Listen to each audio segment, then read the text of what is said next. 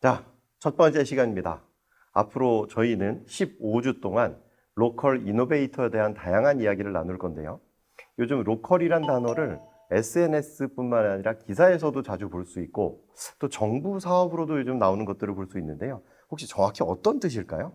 네, 저도 요즘 로컬이라는 단어를 되게 많이 들었습니다.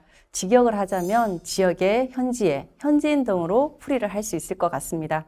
본인이 사는 지역이나 고향, 그리고 특정 지역에서 오래 거주한 현지인 또는 주민으로 해석을 할 수 있을 것 같습니다. 네, 맞습니다. 그 로컬이라는 뜻이 지역적인 의미도 있지만 메인 상권이 아닌 골목을 지칭하기도 해요. 영어에서는 신체 일부를 로컬이라고 표현하기도 하는데 메인 컬처가 아닌 지역적인 문화 예술을 로컬이라 부를 수 있어요. 예, 로컬이라는 것이 컨트리를 뜻하는 것이 아니라 그 사실 자체가 굉장히 중요합니다. 시골이나 지방하면 생각나는 낡고 오래된 이미지, 그것이 아니라 음식이든 물건이든 어떤 장소든 지역적인 색깔이 묻어있지만 새로운 것, 그것이 밀레니얼 세대들이 원하는 로컬의 핵심이 아닐까 생각합니다. 그러면 이제 요즘 로컬이 뜨는 이유가 좀 저희 궁금해지잖아요. 어떤 이유가 있을까요? 예, 사람도 많고 차도 많고 이렇게 빡빡한 도시에 살다가 보면 굉장히 답답하죠. 도시에서 볼 수 없는 여유로운 감성을 느끼고 그런 감성을 느끼는 것에 익숙하고 또 새로운 감성, 그것이 로컬에 있는 것 같습니다. 이 로컬 유행의 주역이 밀레니얼 세대잖아요. 이 세대는 그 이전 세대와 달리 전형적인 걸 아주 싫어하죠. 하던 대로 하는 걸 싫어하고 남들과 다른 걸 끊임없이 추구하는 세대.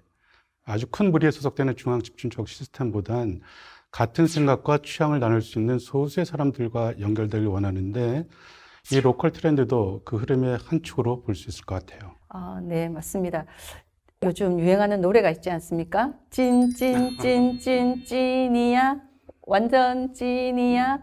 영탁 씨 노래가 인기가 많잖아요. 로컬이라는 단어 안에 요즘 유행하는 찐이라는 단어가 포함된다고 생각을 합니다.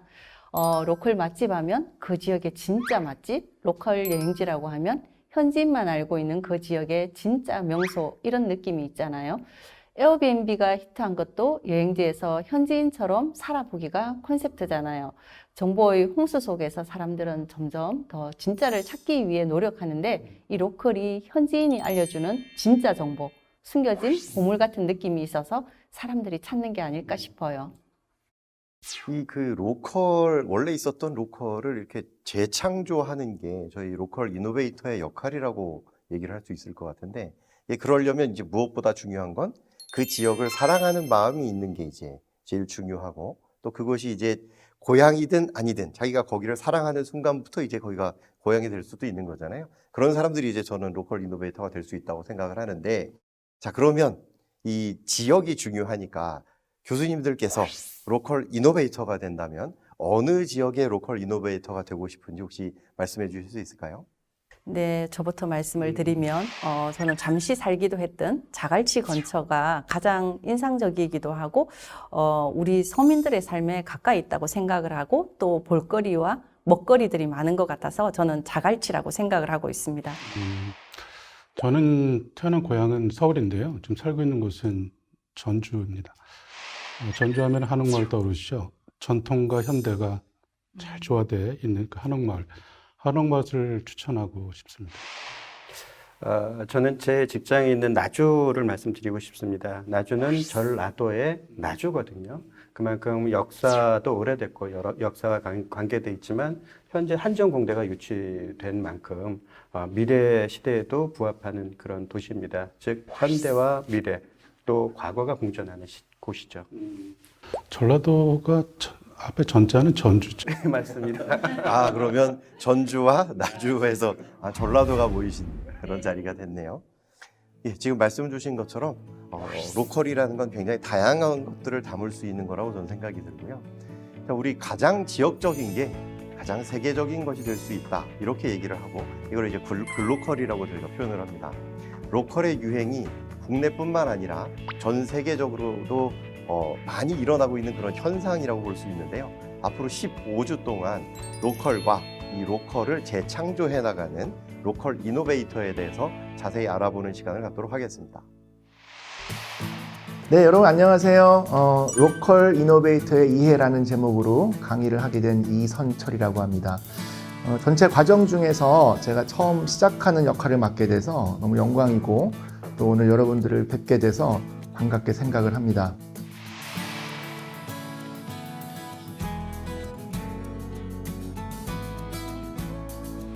저는 강원도 평창에서 작은 시골 폐교를 활용한 문화공간을 운영하고 있는데 그 이름이 감자골 스튜디오입니다. 제가 살고 있는 그러면서 운영하고 있는 스튜디오의 모습이 이런 것인데 앞에서 보면 굉장히 모던해 보이지만 뒤에 돌아가면은 옛날 그 폐교의 그 흔적이 그 원형이 그대로 살아있는 요즘 많이 그런 얘기 하잖아요. 뭐 도시재생, 뭐 유유시설의 활용 이런 것의 모델이 되는 공간이기도 하는데 이 안에서 예술가들이 작업도 하고 주민들은 또 문화센터처럼 쓰기도 하시고요. 그리고 또 방문하시는 분들이 있으면 뭐 워크숍이나 레지던시 같은 것도 하고 있기도 합니다. 예, 저는 이제 1주차, 2주차 나누어서 강의를 하게 됐는데 생각보다 굉장히 초보적인 내용이에요. 그리고 또 어떻게 보면 개괄적인 내용이고 세부적인 내용들은 뒤에 아주 기라성 같은 강사들이 또 이렇게 포진해 있어서 보니까 그분들한테 또 전문적인 내용을 들으시면 좋을 것 같고요. 저는 첫 번째 주차는 로컬이라고 하는 키워드에 대한 이해를 돕기 위한 강의여가지고 조금 담론에 가깝기도 합니다. 그렇지만 사례 중심으로 말씀을 드릴 거니까 염려 안 하셔도 되고 또 2주차 미리 말씀드리면 이것을 가지고 비즈니스를 한다든지 아니면 지역사회에서의 어떤 활동을 하시는데 도움이 될 만한 사례 소개나 성공 요소, 성공이라는 게 좀 그렇지만 그런 전략을 좀 말씀드리려고 준비를 했습니다. 우연히 이제 오늘 이 금년이 제가 평창으로 간 지 20년이 되는 해예요. 예, 처음에는 요즘 흔히 얘기하는 뭐 한 달 살기, 뭐 한 주 살기처럼 잠시 좀 1, 2년 정도 살아보고 그 이후에 어떻게 될지 모르고 갔는데 그 세월이 20년이 돼서 제가 30대 중반에 청년으로 갔다가 제가 이제 50대 중반 이제 되어버렸습니다. 그래서 제가 로컬에 대해서 이야기하는 기회가 굉장히 많아진 겁니다. 특히 요즘 뭐 로컬 크리에이터, 로컬 이노베이터, 또 뭐 로컬과 관련된 그런 이슈들이 많잖아요. 그래서 늘 불려다니게 되면은 사람들이 로컬이라는 거에 대해서 다양한 관점을 갖고 있다는 것을 이제 알게 되는데 저 같은 경우는 최근에 그런 키워드를 많이 접했지만 이미 평창으로 갈 때부터 요즘 흔히 얘기하는 로컬리티 또는 어떤 지역성 이런 것을 접하게 된 거죠. 어떤 어린아이한테 우리나라 지도를 그려보라고 하니까 서울 이렇게 해놓고 나머지는 시골 이렇게 그랬다는 얘기가 있어요. 예, 그 말씀은 저 역시 서울에서 태어나서 쭉 자랐기 때문에 서울 이외에는 다 지방이라고 생각을 했는데 가서 보니까 굉장히 많은 중요성, 가치 또 그리고 잠재적인 자원들이 많다는 것도 알게 됐습니다. 지금 보시는 것처럼 1주차는 그래서 로컬에 대한 총체적 이해를 돕는 강의라고 할 수 있는데 좀 나눴거든요. 이렇게 세 차시로 나눠서 첫 번째는 지역과 로컬 또는 로컬의 개념 이렇게 생각하시면 될 것 같고요. 두 번째는 그런 로컬이 가지고 있는 자원의 원형이 어떤 것이고 이러한 것을 컨텐츠로 만들 때는 어떤 노력이 필요한지 알려드리려고 준비를 했습니다. 그리고 세 번째에는 그래도 역시 우리가 또 지금 이렇게 같이 하고 있는 것은 무슨 문화인류학이나 지역학을 공부하려고 하는 것이 아니라 구체적인 지역 기반의 활동을 알아보기 위해서 준비된 거잖아요. 그래서 저는 좀 거침없이 비즈니스 모델 이렇게 적기도 했는데 이걸 보고 그럼 오늘 뭐 돈 되는 거 노하우를 배우나? 아니면 뭐 꼭 상업적 비즈니스를 하는 건가? 이렇게 생각하실 수도 있는데 꼭 그런 건 아니고요. 비즈니스라고 제가 표현한 것 중에는 대단히 상업적인 영역도 물론 있겠지만 마을 만들기라든지 아니면 문화예술과 관련된 또 비영리 영역이라든지 다양한 관점에서의 비즈니스 모델로 준비를 했습니다. 이렇게 3차시로 나누었는데 아무래도 주제가 좀 다르다 보니까 시간의 편차가 좀 있을지는 모르겠으나 이 세 가지를 합쳐서 하나의 강의라고 생각해 주시면 될 것 같습니다. 지역과 로컬. 본격적인 말씀을 이제 드려보도록 하겠습니다. 주제가 지역과 로컬인데요. 지금 보고 계시는 사진은 저희 강원도 지역의 로컬 기획자, 활동가, 우리 이 강의의 주제로 보면 로컬 이노베이터들인 거죠. 이때만 해도 사실 이제 막 시작하는 시점이었기 때문에 어떤 성과나 결과가 나올까 궁금했는데 뒤에 가면은 또 제가 그 비포 앤 애프터처럼 보여드리겠지만 아주 지금 핫한 친구들이 되어 있죠. 장소로 핫하든지 아니면 컨텐츠로 핫하든지 그래서 이렇게 제가 한번 뽑아봤습니다. 네, 저는 강의를 할 때 가능하면은 쉽게 이렇게 키워드를 먼저 뽑아서 설명을 하는 그런 방식인데 왜냐면 뭐 그렇게 아주 아카데믹한 학술 강의가 아니기 때문에 그렇습니다. 지역이라는 단어를 뽑아봤어요. 지역. 예. 영어로 뭐라고 할 수 있을까요? 영어는 region이라고 표현을 합니다. 예. 근데 우리가 로컬은 그럼 우리나라 말로 어떻게 번역을 할 것인가? 사실은 지방이라고 표현을 하게 되죠.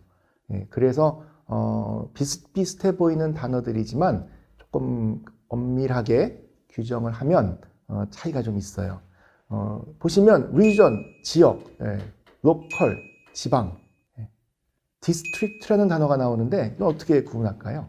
지구라는 말로 써요. 이게 행정에 좀 관심이 있으신 분들은 지구 단위 계획, 뭐 무슨 특구, 지구 이런 것을 디스트릭트라고 얘기하고요. 요즘 또 많이 쓰는 단어가 커뮤니티라는 말이 있어요. 뭐 이걸 지역사회라고 번역할 수도 있고 공동체라고 번역할 수도 있는데 조금 더 다른 관계 중심의 개념을 우리는 커뮤니티라고 얘기를 합니다. 커뮤는 그러면은 무언가가 같이 하는, 뭔가 공유하고 있는 그런 뜻이기 때문에 조금 더 설명드리겠지만 그런 게 있고요. 그런 표현 들어보셨어요? 가끔 정치인들이 주민들을 모아서 격이 없는 대화를 할 때 타운홀 미팅 이런 말도 하게 되는데 통칭해서 타운십이라고 표현합니다. 굳이 표현하자면은 뭐 동네 그런 표현을 할 수 있겠죠. 빌리지 이건 뭐 시골에서 많이 쓰는 용어 같은데 마을 뭐 이렇게 쓰고 있는데요. 뭐 아주 엄밀하게 구분하는 것이 꼭 필요한 건 아니지만 그래도 한 번쯤 이렇게 짚고 넘어가게 되면은 개념이 좀 더 명료해질 수 있습니다. 지역의 개념이 그래서 좀 다르고 지역 주민이란 무엇인가, 누구인가 이런 것도 좀 생각을 해봐야 되고요. 그런 말 참 많이 하잖아요. 지역 발전, 지역 개발, 지역 활성화. 근데 우리가 이제 7, 80년대만 해도 지역이 발전하거나 개발한다라는 것은 어떤 그 경제적인 측면 아니면 인프라가 확충된다든지 그런 것을 얘기했는데 요즘은 삶의 질이나 환경의 문제 이런 것도 굉장히 중요해졌습니다. 지역에 대한 문화적 요소가 증가하다 보니까요. 지역을 잘 살게 하기 위한 여러 가지의 역할들 중에 저 같은 문화기획자의 역할이 커졌어요. 그리고 통칭해서 문화기획자라고는 하지만 어떤 데서는 뭐 매개자라고 하기도 하고 어떤 데는 퍼실리테이터라고 하기도 하고 또 마을 만들기 하는 사람들은 마을 운동가 이렇게 얘기하기도 하는데 이따가 비즈니스 모델을 보시게 되면은 그 영역도 굉장히 다양하다는 것을 아실 수가 있습니다. 지금 사진은요, 제가 일부러 강의를 위해서 대표적인 그 책 표지를 좀 이렇게 보여드리는 건데요. 잘 보시면 또 다양한 단어들을 학자나 전문가들이 또 쓰고 있어요. 고장의 문화 판촉. 고장이라는 말 잘 요새 안 쓰죠. 옛날에 우리 학교 다닐 때 보면은 다음 중 고장과 특산물이 올바르게 연결된 것은 뭐 이렇게 쓰는 경우도 있는데 다소 고풍스러운 단어이지만 뜻밖의 이 책을 쓰신 서울대학교의 원로 김형국 교수님은 아주 엔지니어링적인 도시계획의 우리나라 원로이신데 그의 저서에서 과감하게 고장이라는 말을 쓰셨어요. 그래서 서문을 보니까 고장은 지역을 고향의 감성으로 바라보는 것이다. 그런데 지역이 발전하려면 문화가 함께해야 발전할 수 있다. 그래서 이름을 문화판촉 했는데 요즘 조금 트렌디한 용어로 만약에 바꾼다면 지역의 문화 마케팅 이렇게 쓸 수도 있을 것 같아요. 지역의 재구성, 지역은 다양하게 재구성될 수 있다는 거죠. 우리가 어느 동네를 가면 만약에 관광을 간다 그러면은 뭐 관광 코스가 있고 이 동네 오면 이런 걸 꼭 들려봐야 돼 라고 이제 규정된 게 있지만 사실은 개인의 관심사나 어떤 목적에 따라서 얼마든지 지역이 재구성될 수 있는 거죠. 음식에 관심이 있으면은 맛집만 가지고도 구성을 할 수 있고요. 문화에 관심이 있는 사람에게 되면 문화 공간만으로도 구성을 할 수가 있고, 요즘은 또 아시다시피 사진이나 이런 걸 찍는 거를 좋아하니까 사진 찍기 좋은 장소로만 재구성을 할 수도 있는데, 이 책의 표지를 소개해 드리는 것은 특정한 책을 소개하는 게 아니라 그러한 구성을 하는 사람들이 결국은 기획자가 하고 있다. 우리가 지금 강의의 주제인 이노베이터에 해당된다고 볼 수가 있습니다. 조금 섬뜩한 제목이 지방도시 살생부 이렇게 나와 있는데, 마치 이것만 보게 되면 지방도시는 이제 없어져야 된다 이런 책 같지만, 알고 보면 지방도시들이 살 수 있는 전략을 얘기하는 책인데 여러 가지 좋은 사례가 있고요. 마을의 진화, 마을이란 단어가 나오죠. 또 넘어가면 라이프스타일 도시, 모종린 교수라는 분이 하신 내용인데 제가 아주 존경하는 분이지만, 여기서 말하는 도시는 꼭 어반, 우리가 말하는 도시, 시골 구분했을 때 도시가 아니라 어떤 시티로서 포괄적 개념인데, 중요한 것은 앞으로 어떤 도시가 또는 지역이 스타일이 중요하다 이렇게 강조하고 있습니다. 싸이의 강남 스타일이 아니더라도 예를 들면 제가 살고 있는 평창은 어떤 스타일을 갖고 있는가, 예를 들면 서울은 어떤 게 있는가, 부산은 뭐가 매력적인가, 스타일이 중요하다고 얘기하고 있고요. 골목길 자본론이라는 책에 보면 골목이라는 말도 나와 있어요. 여러분 뭐 방송국에 보면은 어떤 유명한 배우가 골목마다 다니면서 골목에 숨어있는 아주 재미있는 공간이나 맛집을 소개하는 그런 프로그램도 보실 수가 있는데, 골목의 존재가 굉장히 중요해진 거죠. 그래서 골목 상권 또는 골목의 어떤 그 작은 마이크로 샵들, 작은 샵들 이런 것들이 중요해졌습니다. 키워드, 지역이란 키워드 하나 가지고 너무 많은 얘기를 하는 게 아니라 생각하시겠지만, 아주 기본적인 개념이 잘 이해가 되어야 뒤에 가서 로컬의 개념도 이해하실 수가 있고, 마을 기반의 이노베이션 사업이라든지 또 심지어 더 좁게 들어가서 골목이 왜 중요한지, 왜 골목이 뜨고 있는지, 골목이 왜 살아야 전체 거시경제가 살 수 있는지 이런 것들을 이해할 수가 있습니다. 이 페이지를 마무리하면서 드리고 싶은 말씀은, 로컬이라고 하는 것은 영어로 번역하면 지방이라고 할 수 있는데 꼭 그 개념으로 쓰이고 있는 것은 아니다. 이 말씀을 또 드리고 싶습니다.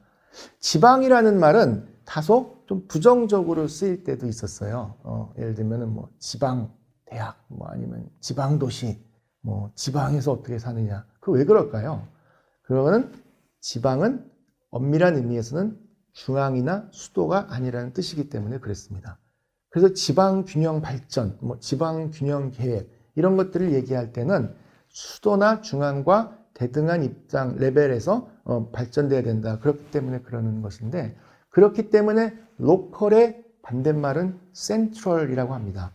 중앙정부는 영어로 뭐라고 그럴까요? 중앙정부, Central Government. 그러면 제가 살고 있는 평창군이나 아니면 제가 지금 이 촬영을 하고 있는 곳이 마포구이면 마포구 같은 경우를 우리는 지방정부라고 얘기하죠. 그랬을 때는 Local Government라고 얘기합니다. 그런데 우리나라는 지방정부를 Local Government라고 하지 않고 Local Authorities 복수형을 써서 지방자치단체라고 얘기를 하는 것이 특징이에요. 이것은 미국 같은 나라의 연방정부와 주정부의 개념보다는 조금 더 중앙집중적이지만 다소간의 지방 분권을 구현하는 단계로서 지방자치단체라고 얘기하는 거죠. 단어만 보면은 평창군이나 마포구가 무슨 단체인가? 이렇게 생각하실 수도 있는데 지방정부라는 속성을 가지고 있다는 겁니다. 그 차이가 몇 가지 있는데 제가 지금 행정학 강의를 하는 건 아니니까 길게 말씀드리긴 뭐하지만 또 그런 게 있다. 예. 여러분 우리가 만약에 남자들이 군대를 간다. 그러면 인제, 양구, 철원, 화천, 고성 같은 최전방에 있을 수도 있지만 후방에 전라도나 경상도 갈 수 있는데, 우리가 그런데 배치가 된다고 전라도 군으로 입대하는 건 아니잖아요. 대한민국 국군으로 입대해서 배치가 되는데요. 가끔 뉴스에서 보시면은 미국 같은 경우는 주방위군이 투입됐다, 연방군이 투입됐다. 군대가 따로 있는 거예요.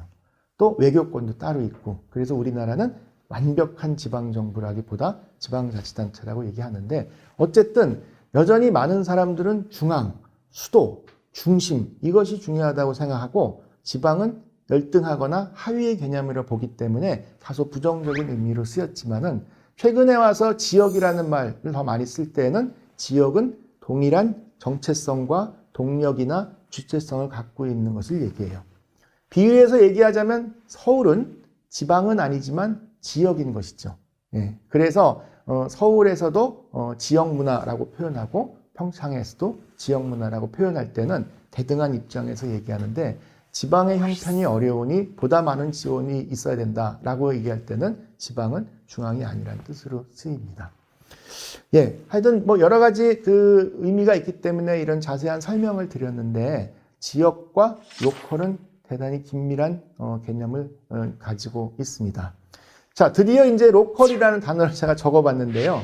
지금 보시는 사진들은 다 제가 직접 찍은 사진이에요. 바이 북, 바이 로컬, 로컬을 사라. 아니면 eat local, 로컬을 먹어라.